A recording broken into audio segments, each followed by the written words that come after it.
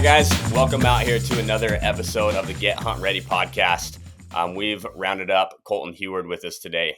Colton's got over a decade worth of hunting experience, been able to make a living out of hunting. He's got a couple of young kids that he's got some really good insight on what he does with them and goals that he has with them as a father to teach them hunting and all of the things that come with hunting as well. So Colton, we just want to say thanks for jumping on, taking your time here. I know that you can get busy sometime and getting prepped up for hunting season here. Spend some time on the podcast here is greatly appreciated. Yeah, you bet, man. I'm looking forward to chatting for a little bit. All right. So we've got my dad on as well. He's kind of behind the scenes. He's at the Total Archery Challenge in Utah right now. So his service ain't the best. So he might pipe in here every once in a while. But what I want to start off with here is, first off, Colton, tell us a little about yourself, right? You got a couple of young kids, and when my dad reached out to you to see if you'd come chat with us about Hunt Ready, what was it that got you excited and why? Yeah. So I've got two young kids. I've got a 4-year-old son and a 2-year-old daughter. So they're very small. But when your dad reached out to me, I met your dad last year on an elk hunt, and got to know him and Gary, and just had such a wonderful time. And so when he reached out, I mean, it was a no-brainer to hop on here and chat with you guys for a little bit. And then when I learned a little bit about kind of what you're doing, trying to, what we can do to teach our kids and the life lessons that are learned, that we've learned through, hunting. I had to laugh because I don't consider myself a very social person. Sometimes I definitely have a personality. I just, do a lot of things on my own. But if you want to get me talk about hunting and talk about my kids, and we can talk for a while. So definitely two things that I'm pretty passionate about. Yeah, we found, like I was telling you before we jumped on here, that kind of this all birthed because of that exact reason, right? I realized that was a connection that my dad and I had, and a lot of the life lessons that I had learned, and the things that I held as values today, they all stemmed from hunting and being out in the mountains and understanding how to respect nature and respect animals and respect firearms and utilize all those in a cohesive manner with one another, to be able to learn and grow and be sustainable and do all the masculinity stuff that I feel is important in today's society too, So I'm glad that we're able to kind of share that vision. And I love being able to see, I mean, I've hunted my whole life, but I wouldn't call myself like an experienced hunter, right? I mean, I've shot good animals.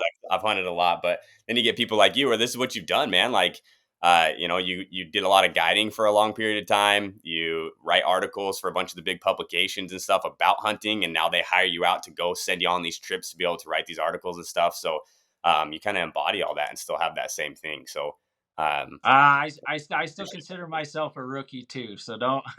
I've still got a lot to learn. That's one of my favorite parts about it. There's always something we can learn. So. Well, there's another one of those lessons that comes right out of hunting, right? Sometimes you think that you're on top, you know what you're doing, and then the animal outsmarts you, or you get skunked or whatever, and you gotta humble yourself a little bit. So Colton's a super humble guy here, so we're gonna see if we can get a little bit of info out of him today. But yeah, man, tell us a little bit about what got you, other than obviously growing up and your dad instilling the desire to hunt it for you. You were mentioning before, like, yeah, I worked this 9-to-5 job for a little bit, and I realized that's not something that I can really sustain. And then you started getting into guiding hunts and doing all that kind of stuff. Tell me a little bit about how that got going. Yeah. So, like you mentioned, I mean, I grew up hunting. It's literally all I've ever wanted to do. I was fortunate to have a father and a grandfather who took me out from the time I could walk.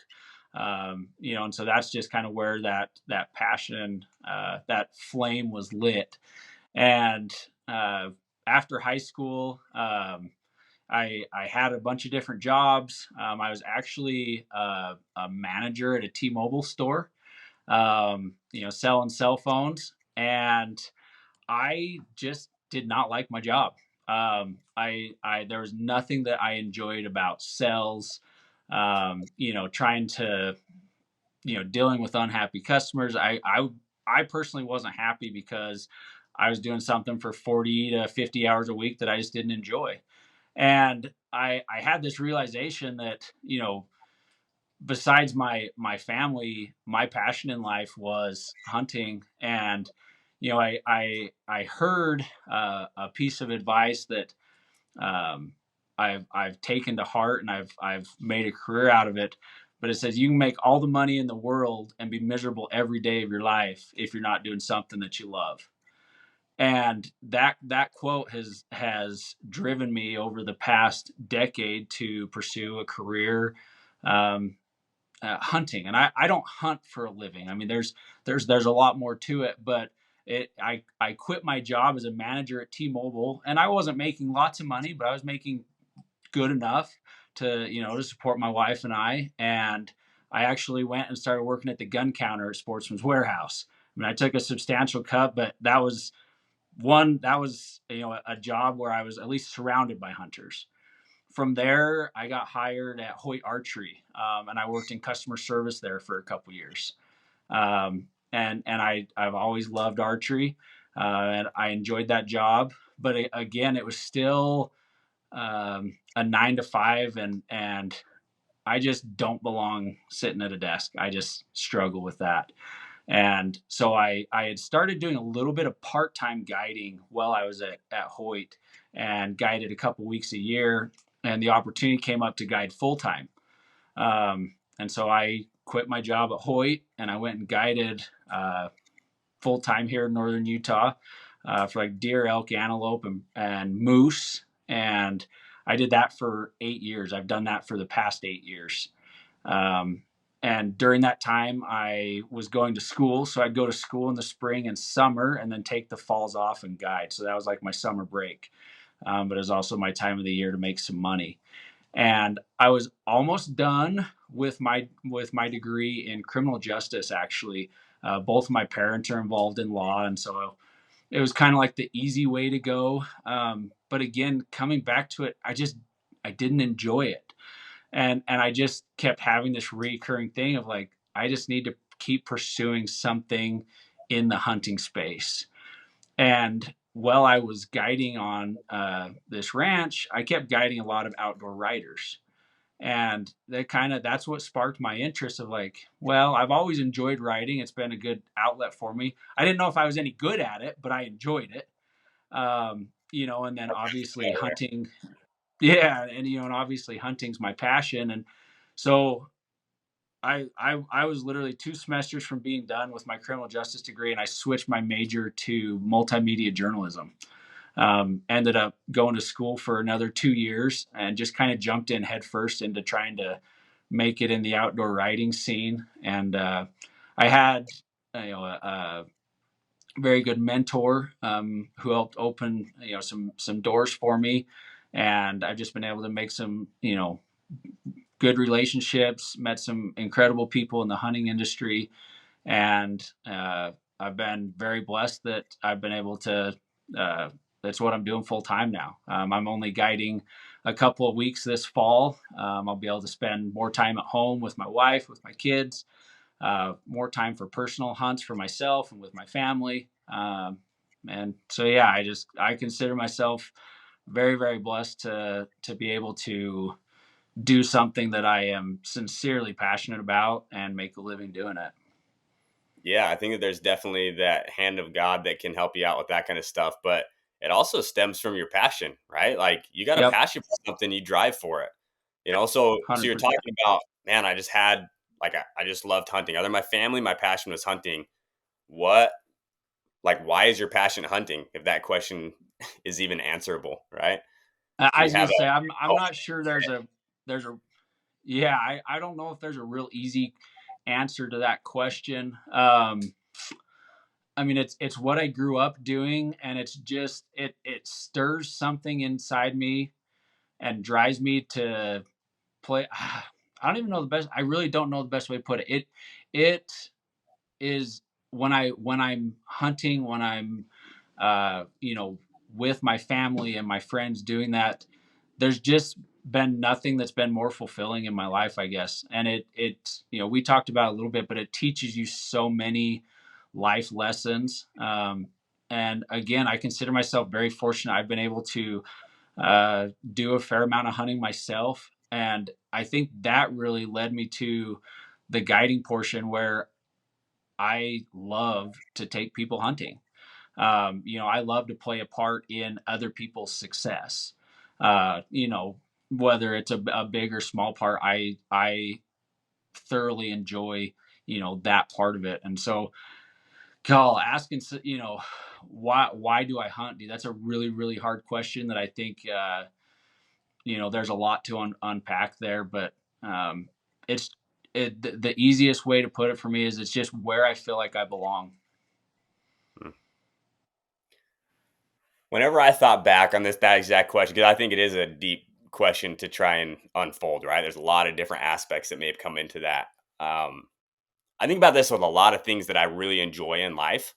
Oftentimes, in the moment, they're not the most enjoyable things, right? Like Hmm. there's been times I've been on hunts with my dad where my dad, dude, you go out sheep hunting with him and he turns into a sheep, man. Like he's carrying an 80-pound pack. And he would take me when I was in high school, man. We'd be out scouting for sheep, and he would take me places that they would fly helicopters and stuff into to get to, and we would hike into them Right. in the middle of summer, 110-degree kind of stuff, right? And I remember as a Right. kid, like, sucks, man. Like, I don't want to be out here in the hot, like, just sweating like crazy and exhausting myself. But then afterwards, I mean, that's been 15, 20 years ago, and I love like those experiences. I look back on, and they're only fond memories. Like the pain and the stuff that I went through while I was on those. I don't remember those, right? For sure. I remember, yeah, being with my dad. I remember learning about different things.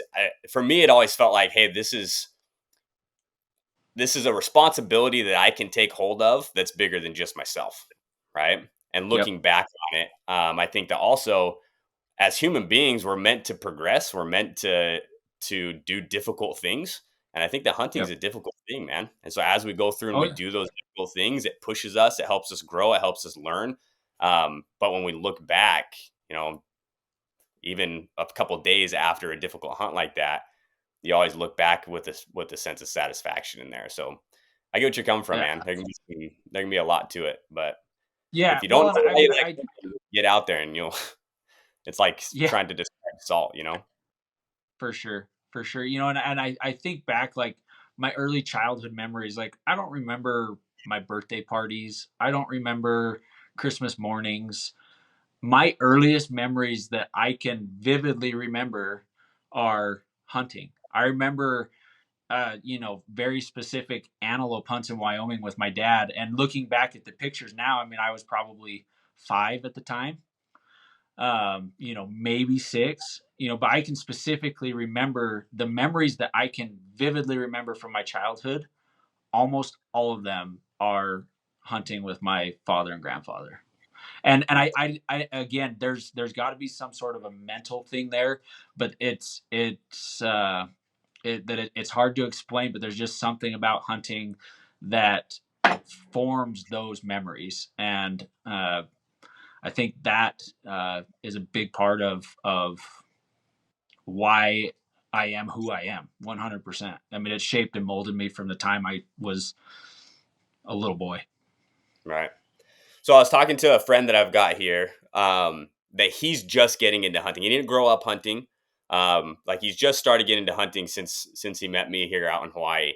And I was telling him about hunt ready and what we're doing, and he was like, I love that because I didn't have that experience growing up, Yep. but I'm starting to get a sense of that same drive and that same desire. And they're like, I want to be able to pass that on to my kids.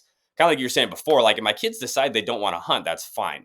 Right. But if I can go out and take this passion and this self of accomplishment and fulfillment and responsibility and at least teach that to my kids, even if they don't hunt, all of the lessons that come from that, they're going to be better off for it. Right. And so he Yep. was like, now how do I go out? Like, I don't even know where to start.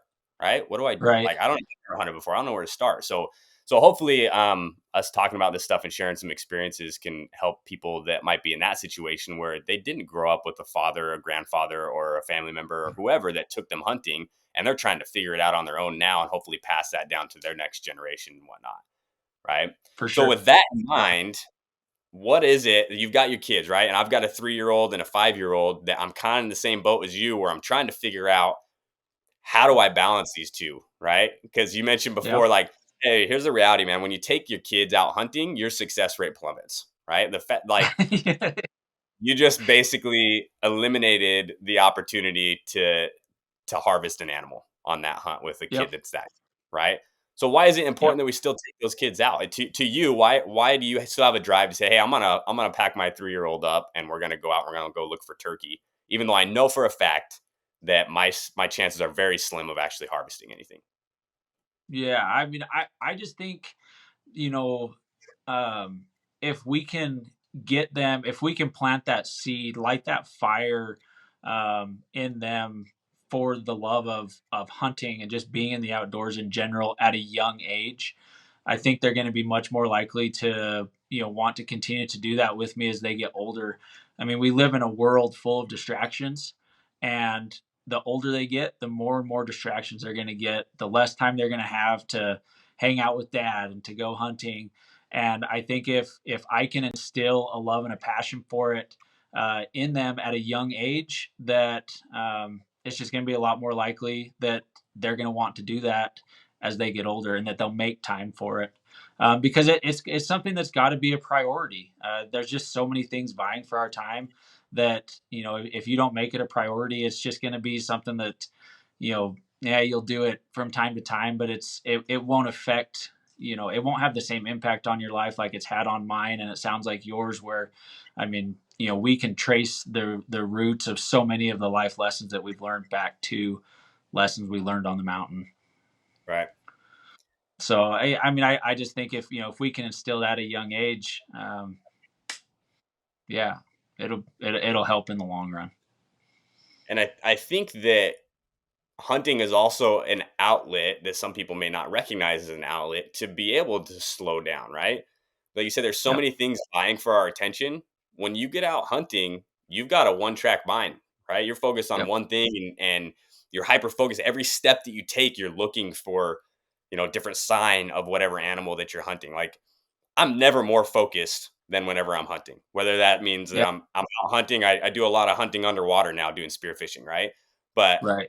that's a big reason I like getting the spearfishing, is because, uh, yeah, it's just like I'm never more focused, especially underwater, right? Like, you can't hear anything other than like the reef Right. crack and stuff, right? Like, it's like Right. as isolated as you can possibly get, and my focus just focuses right in. And I think that that's an Yep. important thing to be teaching our kids as well, because it's just getting worse, man.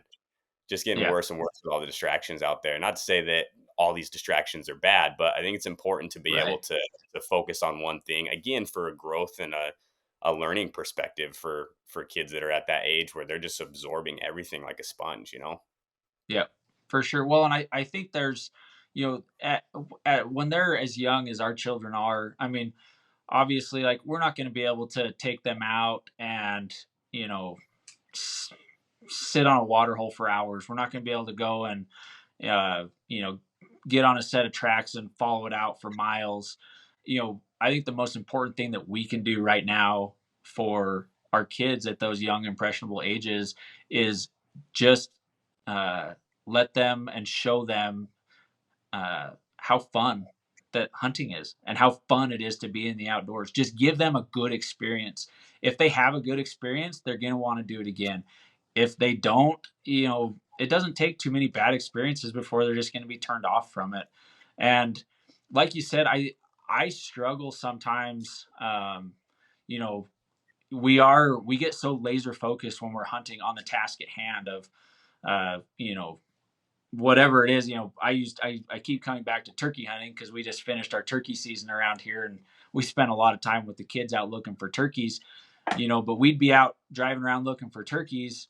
I'd hear one or see one, and I could easily go and kill that turkey.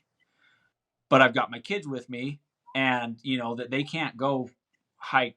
We'd have to hustle off the hill and get in front of the bird as he's head in whatever direction, or go and sit with them for 30-40 minutes trying to call a bird in. My 4-year old might be able to do that, but my 2-year old, there's no way. And so all I was doing this year, specifically on the turkey hunt, was we just went out, and my 4-year-old loved to shoot his BB gun. And so we'd go out and we'd shoot BB guns. My 2-year-old would walk around and pick up flowers. It was everything that I could do I just wanted them to have a good time. And it was actually pretty fun. Right at the end of the season, there's literally like 3 days left in the season. Um, we caught a big tom close to the road, and I was able to sneak in there with them and fill that last turkey tag of the season. And they were pumped. They were so excited. To see that it was neat for them.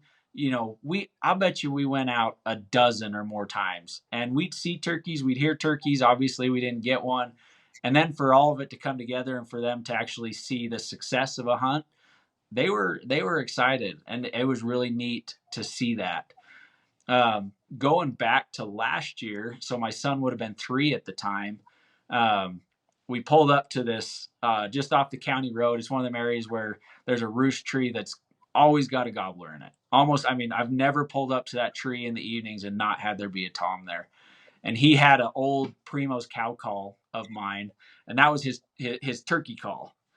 Mm. And we pulled up. The sun had just gone down, and I rolled down his window. He's sitting in the back seat in his car seat. Roll down the window, and he blows on that call, and 2 gobblers just go go go. I mean, just start going nuts. And I turned around and I looked at him, and his eyes were as big as baseballs that he had just blown on that call, and a turkey gobbled at him. And I mean, ever since then, I mean, he's just been hooked on turkey hunting. And so, I mean, I think it's just little things like that. They get to taste that success a little bit. They go out, they have a good time, they get to taste a little bit of success. And I mean, I hope and pray that they want to go hunting with their dad, when I'm an old man. But that's totally up to them. Right. I'm Yeah, just there that's to try awesome. and help plant those seeds. I just barely, like I said, I've actually got 2 really close friends here that they didn't grow up hunting. They've just started to get into hunting, just in the last couple of years since I've been over here in Maui. But yesterday, my buddy's just driving down the highway, and he sees there's basically the 3 animals that you have to hunt here in Maui are axis deer, feral goats, and pigs, right? Yep. And they're kind of running all over the place a lot of times. Like that's a whole nother topic. They're like a huge nuisance on the Right. island around here because you're Right. on such a small area. There's no natural predators here. There's no like severe weather or anything like so. Like these things just kind of run rampant. Anyways, he's driving. Yep. He sees some pigs and he calls me. He says, "Hey, I saw some pigs on the side of the road. Do you know if they're farm pigs? Like whose they are?" And I had another buddy that lived right there, so I called him. I'm like, "Hey, I think your pigs are out." He goes, "No, man, those are all wild pigs that came out of the mountains after the fire this last summer, but they keep getting into all my pigs' feed." He's like, "You want to come shoot them?" So right there, I'm in my minivan with my wife and my baby in the back seat, and I pull over and I have him come meet me with the crossbow, and we shot 3 pigs last night, right? Nice. And that type of an experience is something that one, I get to fulfill that desire that I have of whether it comes back to our primitive roots or masculinity or whatever you want to call it, or just nostalgia from growing up of actually hunting and the sport of hunting and harvesting an animal and that kind of stuff. But I've also been able to learn and start to understand more of the importance of the ecosystem and how that helps specifically here with Maui.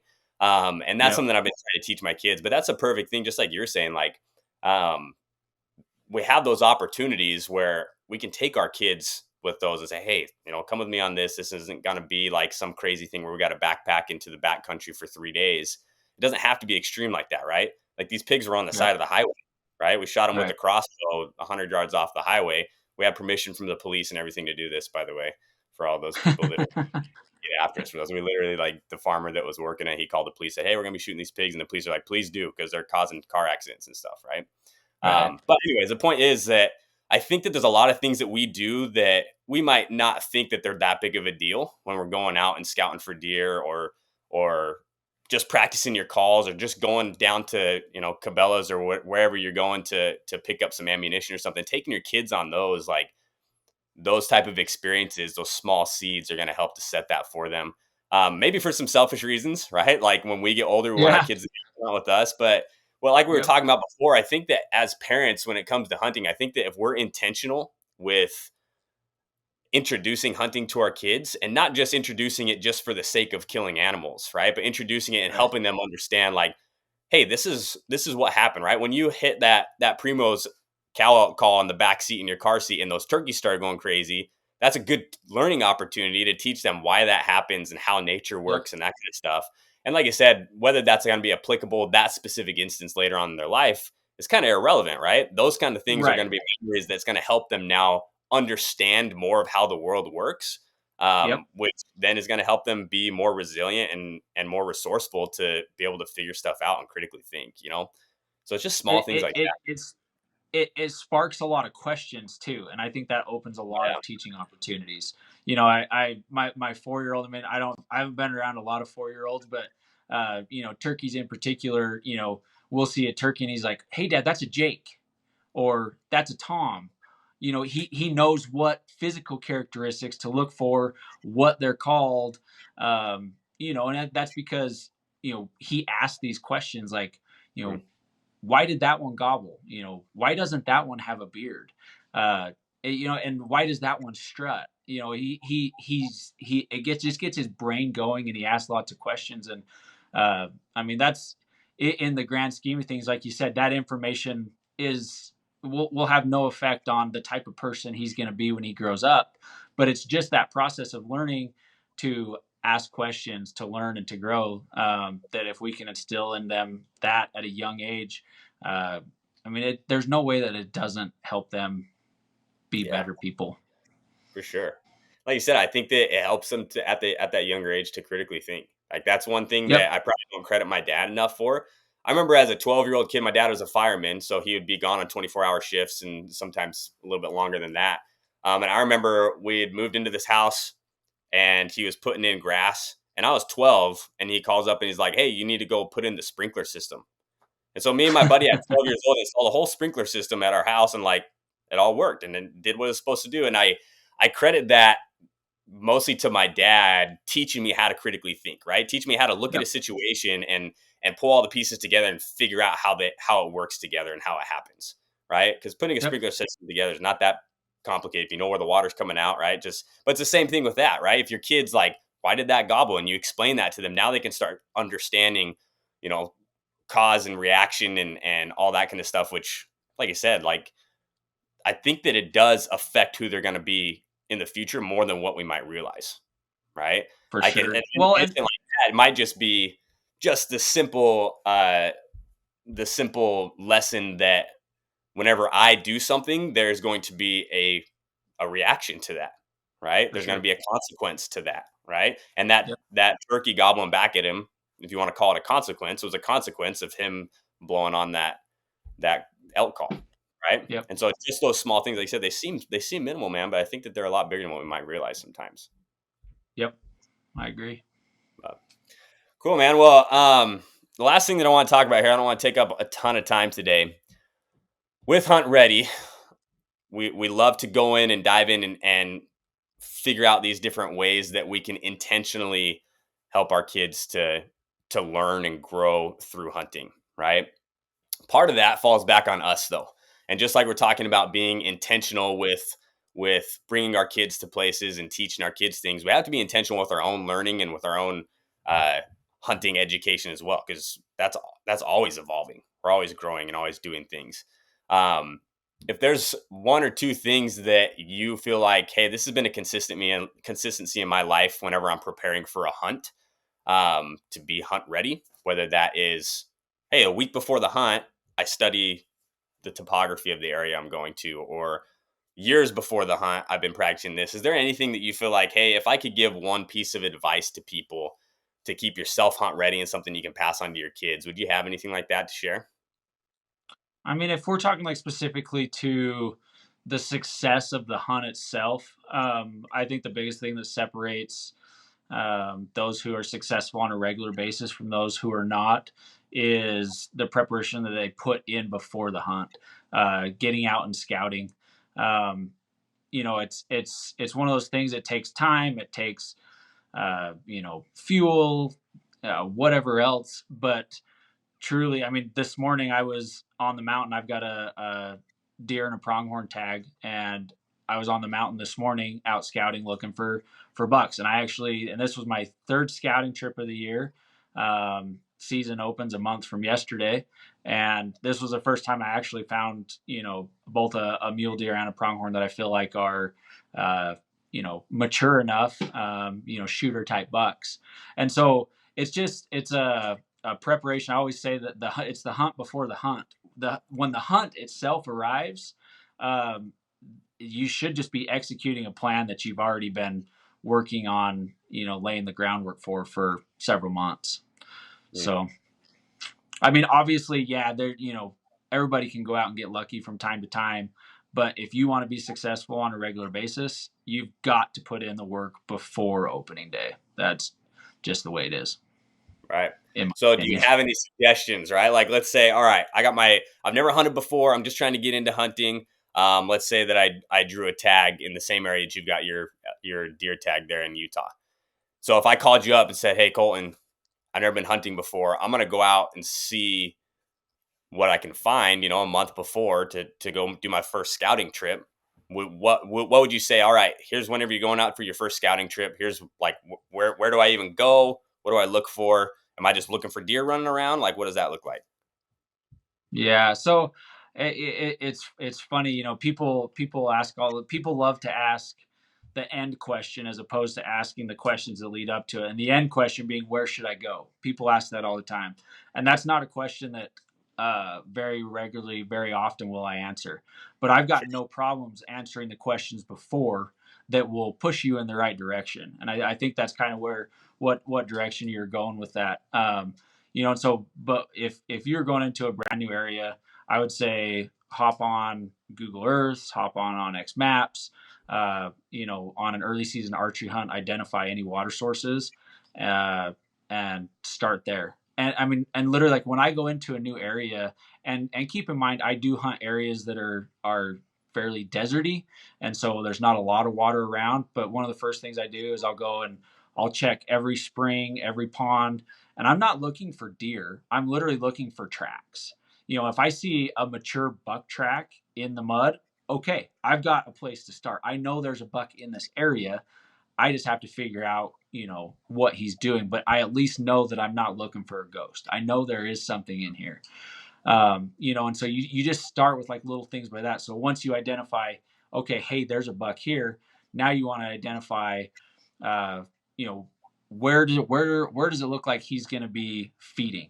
Where does it look like he's going to be bedding down for the day? And you just try and establish this routine. And the best way to do that for Western hunting in particular is spend hours and hours and hours behind your optics. I preach, the use of optics, and even like when I'm guiding, it's funny. Mule deer in particular, I've got no problem sitting on one knob for hours on end, um, because I know what I'm looking for. I know he's here. I just have to find him. I've got to wait for him to stand up out of his bed. I've got to, just catch him moving to grab a drink. And my clients that are with me, they have a hard time wrapping their head around like, you've looked at that same hillside for an hour. If he was there, you'd see him. And it's like, well, that's actually not the case. If you would just be patient, let and trust the process, I guess. You would be shocked at what you would see if you have the ability to just exercise some patience. I think the ability to be patient and let things happen around you is something that I would say the vast majority of hunters struggle with, myself included. I'm not saying I'm exempt from it. I mean, Yeah. it's not easy to just sit there for hours on end.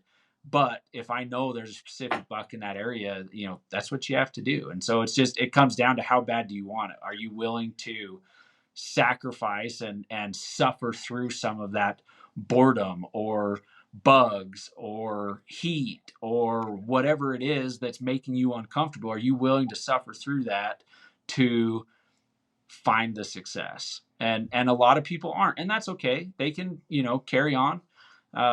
But that's always kind of been my model. In fact, on my bow, I have a sticker on there right on my riser so that I see it every time I come to full draw, and it says "Patience kills big bucks." Um, it's just a constant reminder to me that just be patient. It's not easy, but it's a trait that will often pay off. Well, I think that we're talking about learning life lessons from hunting, man. That's probably the one you're going to get hit with the most is figuring out 100%. patience, right? And that's Yep. something that I. It's just funny you bring that up because my kid every day, if he doesn't have something that's stimulating his attention, like right then, he's like, "I'm so bored." Like, there's nowhere far Yeah. to drive in Maui, right? Like the furthest Yeah. drive is to town. It's like 40 minutes, right? Like, Right. there's nothing far from us, and we got to go into town. My kid 10 minutes into, he's like, I'm so bored. I'm so bored. Let me watch a movie. Let me play a game on my tablet. I'm like, dude, look out the window. Like, look at the mountains. Yep. Look for deer. Look for, whales coming up out of the, we're driving along the ocean the whole way. Like, people would kill for this type of a view all the time. Right. But Right. yeah, it's just, and I think a lot of us, just like you said, as adults, I think we should suffer through that stuff. Right. I think there's something to be said about getting skunked hunting sometimes, just because going through and suffering and being uncomfortable, it's not a bad thing, man. It's only going to Not, yeah, help us grow. And I wanted to mention absolutely. too that you mentioned, hey, you've got to come through and do your education. Like if I was going to give you one bit of advice, where if I asked you like, hey, how do I start my scouting experience? You said, okay, go to Google, look for water, and then go to those water sources, right? The reason that I asked this question is because I had a buddy that had never hunted big game before, but was wanting to get into it a few years back, and it was in Utah, northern Utah actually, and he got an over the counter spike bull tag there. Yep. And so I told him, I was like, hey, go scout out this area a little bit. I wasn't able to make it with him. The hunt's in like 3 weeks. Go scout out this area a little bit and let me know what you find. And that was kind of the end of it, just because I never guided and never taught anybody. So I just assumed he knew what I knew, right? Well, he comes back and he's like, I didn't see anything. I'm like, well, did you find where the water is? No. Like, well, did you see any tracks or any poop or like, no. But he didn't know what to look for, right? So I Right. think that what you're saying, like, okay, find the water source and then go to the water source, and then I look at now if I see a mature buck track, you got to know what a mature buck track looks like too, right? For You sure. might go in there, It, like, I it's, don't know if it's a buck or if this is a chicken, right? Like some people yep. just don't know. So it's all that pre-education of going in, and you got to know your stuff before you get out there too. For sure. And it's a good, I mean, I wouldn't call it a wake up call, but, um, we were fortunate enough to grow up doing this, to learn a lot of these lessons from the time we were little. Those are lessons and knowledge that we take for granted, and we should be looking for opportunities to share that knowledge with people who didn't have that. I mean, we're super fortunate to have that, and not everybody has, a mentor or a teacher like that. And so it's a good reminder to, don't take that knowledge for granted, and b, look for those opportunities to share that knowledge with others. I mean, I wouldn't say that's why I got into writing and doing what I'm doing, but it's the byproduct, and it's one of the things that I enjoy most now. Is through my writings, and I don't know if people learn anything from it or not, but I mean, I'd like to think that when I'm writing for these different publications, and writing articles on how to scout for deer, or how to glass, or whatever it is, that hopefully those are having an effect, and helping people be more successful hunters, Yeah, regardless of what their capabilities are, or skill level. right. Yeah, thanks for sharing that, man. Well, I think before I let you go here, I'd like to. I mean, I was looking at your Instagram before when we were talking about this. What's your Instagram handle, by the way? If people want to jump on to follow you. Yeah, I'm not super active on there, but it's a muley crazy 89. I'm a mule. I have an addiction to mule deer, and I will openly admit it. I love hunting in general. I will hunt anything and everything with whatever weapon, as long as I'm out in the mountains. I'm I'm just happy. But mule deer are definitely my thing. So yeah, my Instagram handle is muley crazy 89. It's the year I was born, 89. So There are worse addictions out there than mule deer, that's so true. That's we'll let true. that slide for you. All right. Yep. Anyways, I was looking Yep. at your Instagram. You guys got to go check out Colton's Instagram here, man. He's got all sorts of cool stuff. He's been hunting in Africa. He's got a bunch of cool exotics on there. Obviously, he's got a bunch of big mule deer, and he's had a lot of experience. That's the cool thing with guiding too, in a situation like you're in, is that you get to learn from these guiding experiences too, right? It's not just you out trying to fill your own tag, or maybe you got a buddy or a family member, but you're able to go out consistently and get a lot more reps than people just because you're out with more tags with more people. Yeah, So the guiding, it definitely it expedites the learning curve. yeah, I mean, when I for 8 years straight, when I was guiding full time, I was hunting, 100 to 125 days a year, and during that time I'd be part of, you know 10 to 15, elk being killed, and a dozen mule deer and a handful of pronghorn. And so when you have that many interactions, like I said, it's constantly a learning process. And I think that's one of the things that I love most about hunting is I'm constantly learning something new. But being in that occupation, if we want to call it that, yeah, it just expedited the learning curve and gave me a lot of opportunities to learn. right. And a lot of opportunities to, like you said, share stuff that you learned growing up, right? That's one of Hmm. the fastest ways that I've found to learn, anyways, is to take things that you know and teach it to somebody else, right? Because For then you sure. really For sure. got to dive through the processes. And like you said, when I told my buddy, yeah, just go out and scout that area, that was kind of the end of it. But if I would have sat down and thought about, well, what does that actually mean, then it had just even my understanding as an explanation went off to him, right? For sure. Yep. So with growing up, like you said, like I can look back and think about different memories that I had growing up, and a lot of my core memories are from hunting with my dad and my uncle and a couple of my cousins that we went out consistently with. Um, do you have any experience that you'd like to share with us from growing up, or just any memories that you feel like impacted you the most? I know, like, again, maybe a hard question. There's all these different memories that I ask myself that question. All these different memories that I can pull back on. There's a couple that I can pinpoint to say, man, I remember that, and this is why, right? Because I learned this, or I felt this, or this experience happened. You got anything that you'd like to share like that? You just feel like, man, that's something that impacted me that maybe can help somebody else that's listening. I like I said, I mean, there are countless hunting experiences in particular that I can remember from my childhood. But two of the most impactful hunting experiences that I have had, and really drove home why, again, it's unexplainable, but it's why I just do what I do. Is the first one that comes to mind is I hunted Dall sheep in Alaska in 2011, and that opportunity was made possible by my grandfather, who uh, he was a sheep guide up there, and he passed away, and it was always one of his goals to take me on a sheep hunt. And unfortunately, he passed before I was able to go, but still helped make that possible. And I can still vividly remember. It gives me chills just thinking about it. I can still vividly remember walking up on that sheep, and I could hear my grandpa laughing. And I mean, that's just one of the most special moments that I've ever had. To have that veil so thin that I could hear him uh, enjoying that hunt with me. Something that meant so much to me, and it meant so much to him. Um, Again, it's unexplainable why we have that kind of connection, but it's just something that is so special that we just hold near and dear to us.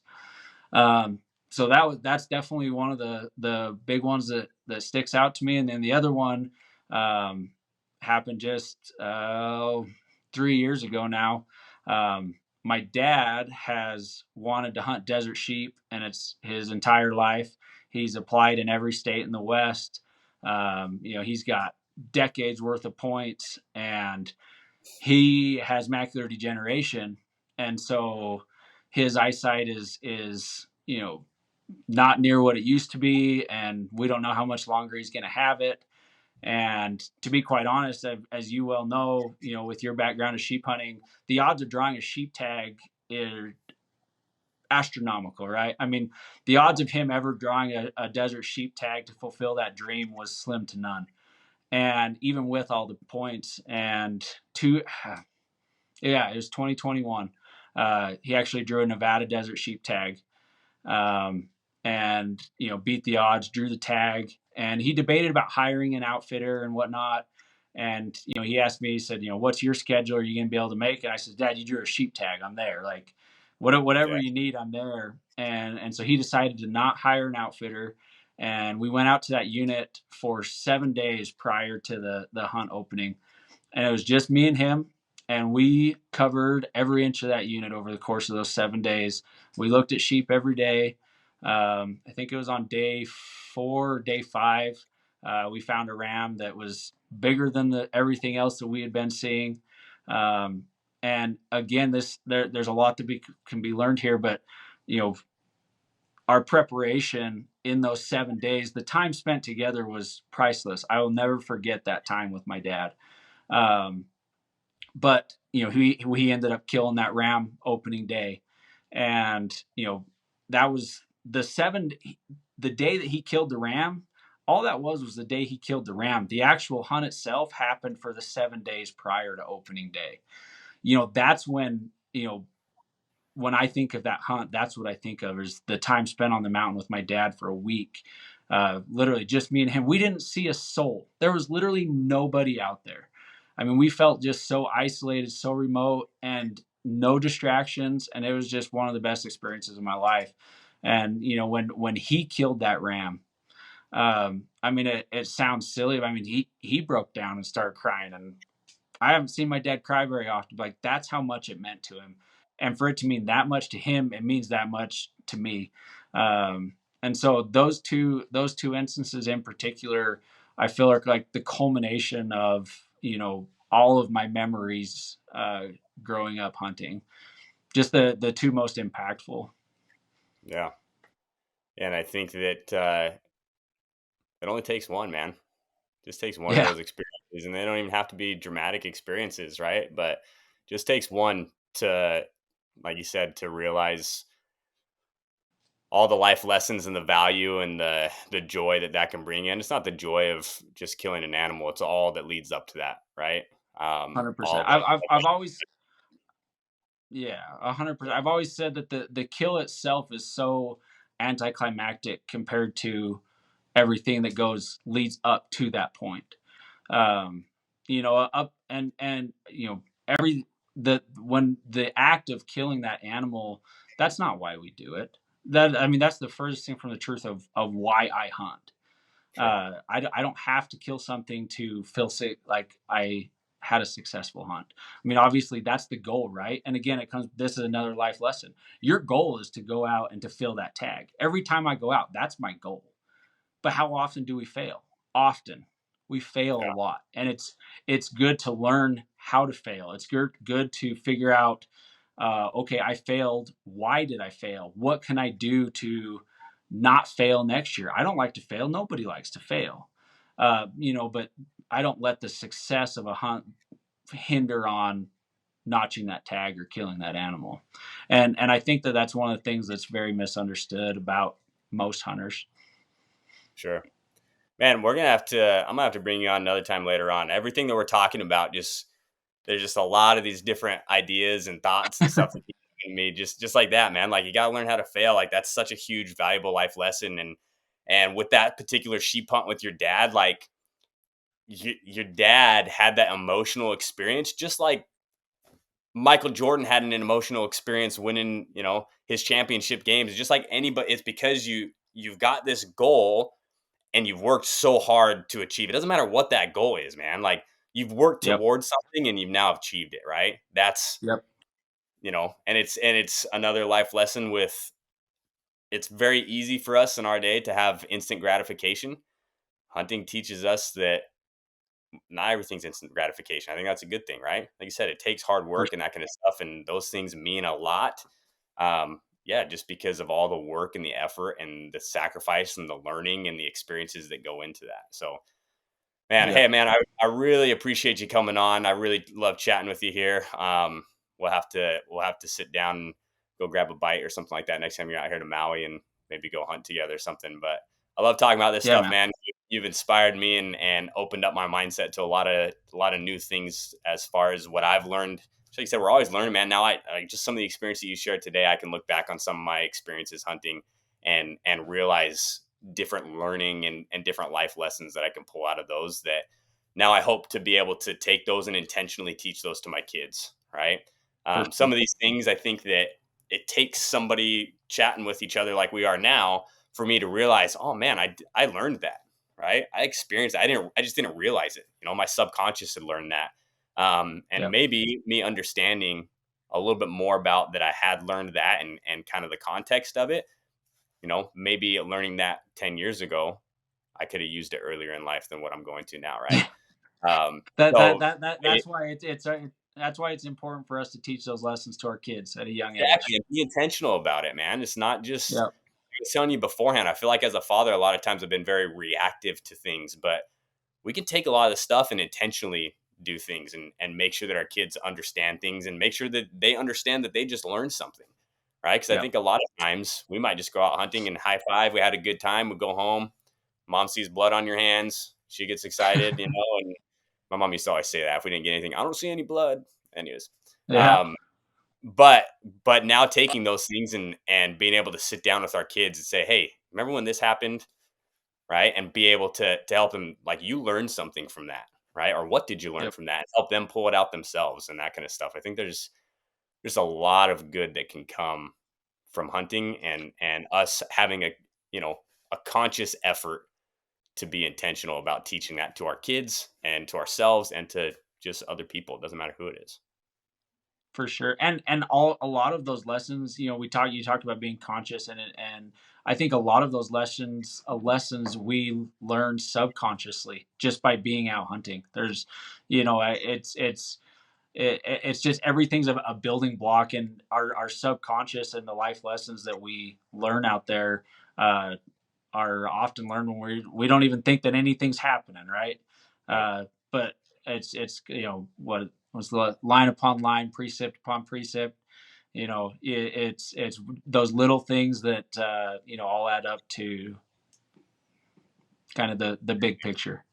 Hmm. Yeah. Well, I'm gonna let you go here, Colin. But hey, again, man, I truly value the time that we spent here together. Everybody that's listening, if you want to check out a little bit more about Colton, like you said, he's got Muley Crazy 89 on Instagram. Colton, is there anywhere else that you want to send people to to learn stuff or hear more from you? You just got your Instagram. Do you have anything else that you're working on? No, just the Instagram. I mean, you'll see me pop up in a few magazines from here, from time to time, but Yeah, that's about it. everybody look out for the name Colton, right? Put that out there. Yeah. So yeah, I appreciate you, man. Go check out Colton on Instagram. We've got some other stuff live on the gethuntready.com website as well. If you guys want to go over there, we got these new Hunt Ready #Hunt Ready t-shirts that we just started selling, and we're working on some hats and that kind of stuff. So if anyone wants to go check that stuff out, you're welcome to. But more than anything else, we hope that you got value from this, that you can take some things that Colton shared with us here and be able to pass those on to the next generation so we can continue to nurture the animals, the wildlife, the marine life, wherever it is that you live, that we can continue to have these experiences for ourselves and for future generations. So with that, we're going to take off. Thanks, guys. All right, Colton.